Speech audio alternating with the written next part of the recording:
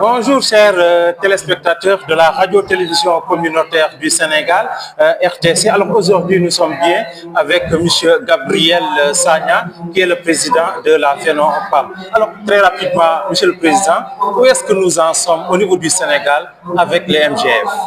La question des MGF au Sénégal, il y a, et il faut le reconnaître, quand même des avancées notoires qui ont été constatées, surtout dans une région comme Tambacounda, où en 2019, nous étions à 41% de taux de prévalence, pour être aujourd'hui au niveau de l'EDS, en tout cas de 2023, à 21%. Tout récemment, vous avez organisé une grande rencontre à Dakar avec tous les acteurs, en tout cas de la sous-région, traitant en tout cas la question donc des MGF. Où est-ce que vous en êtes? Absolument. Il était important parce que vous savez, nos régions à forte prévalence sont des régions qui sont frontalières à d'autres pays qui ont des taux de prévalence largement supérieurs à la nôtre. Je veux parler de la Gambie, de la Guinée-Bissau, de la Guinée-Conakry, du Mali et de la Mauritanie. Ce sont ces 5 pays qui entourent le Sénégal, dont un qui est même au cœur du Sénégal. Donc forcément, toute activité que nous pouvons mener sans tenir en compte cette donnée qui est une donnée objective, parce que ce sont les mêmes communautés qui sont des deux côtés de la frontière.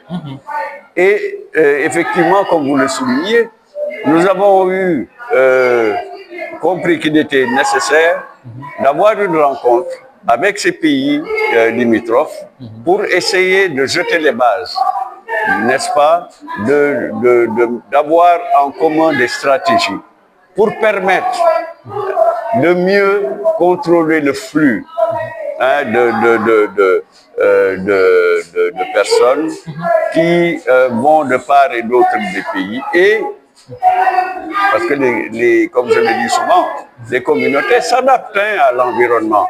Très bien. Alors, Tambacounda abrite la journée zéro tolérance. Quel enseignement? Un gros enseignement.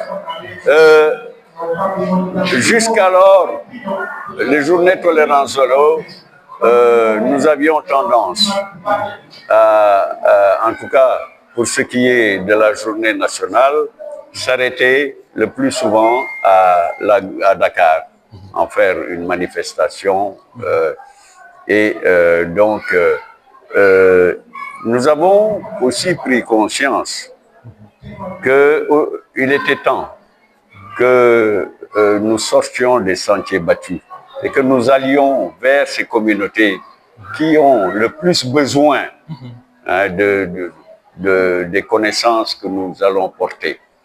Parce que dans les grandes villes, l'information, on peut l'avoir beaucoup plus facilement. Ça discute, la parole est libérée dans ces grandes villes. Mais par contre, ce qui se passe généralement, c'est que c'est dans les régions, et le préfet en a parlé tantôt. Vous avez même dans les localités, celle dont aujourd'hui, qui abrite Amdalapon, qui abrite cet événement, dans ce département-là, des zones où il n'y a pas d'activité de sensibilisation qui s'y fait.